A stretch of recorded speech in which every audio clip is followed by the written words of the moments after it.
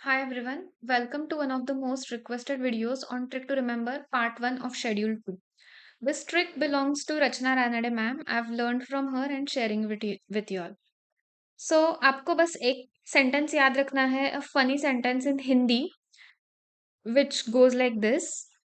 दिल चाहता है वो शख्स या इंसान जिसके पास मनी ही मनी हो, डॉलर ही डॉलर हो, शोहरत और इज्जत हो, मैनेजिंग डायरेक्टर हो या मैनेजर हो. लेट्स सी हर वर्ड का क्या क्या मीनिंग है. First is DIL. D stands for discloses information without consent or requirement of law. Second, चाहता है. याद रखना C एंड H दोनों का एक ही शॉर्टकट है C, मतलब H का कोई अलग से यहाँ पे क्लॉज नहीं है. सो चाहता है C stands for certifies any information without examination of such information. वो का स्पेलिंग भी वी से है, प्लीज रिमेंबर डब्ल्यू से नहीं है. V stands for vouches for accuracy of earnings forecast, मतलब आगे फ्यूचर में क्या क्या क्या अर्निंग्स होने वाले हैं इन 1 ईयर 2 ईयर वट एवर, तो उसकी जो एक्यूरेसी है उसको सर्टिफाई करना, या फिर नॉट इफ सर्टिफिकेशन 100% अश्योरेंस होता है सर्टिफिकेशन में, वो नहीं तो एटलीस्ट आप उस पर रिलाय करते हो या यू वाउच की, मतलब आप बोल रहे हो कि ऐसा ही होगा. ऐसा करना is not allowed, it is a professional misconduct. ये मीनिंग है उसका, वाउचेस फॉर एक्यूरेसी ऑफ फोरकास्ट का. शख्स या इंसान, S I stand for substantial interest वाले एफएस पे ओपिनियन देना. जिसमें आपका सब्सटैंशियल इंटरेस्ट है उस पे अगर आप ओपिनियन दे रहे हो then it is a misconduct under clause number 4. Next is money ही मनी हो. सो दो एम के दो अलग अलग क्लॉज है. First M stands for material fact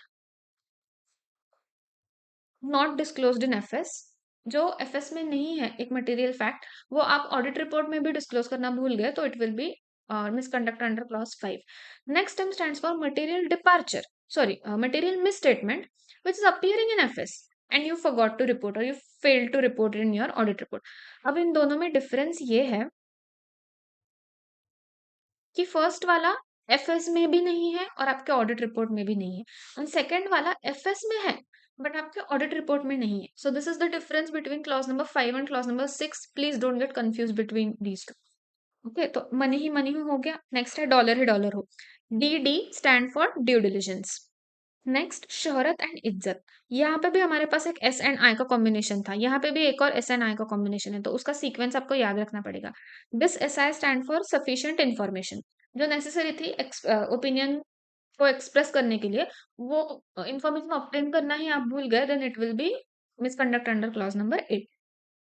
दो ही रह गए, मैनेजिंग डायरेक्टर हो या मैनेजर हो. So M D stand for material departure from GAAP. What is GAAP? Generally accepted audit procedure. This is not GAAP GAAP of accounts, this is audit वाला gap.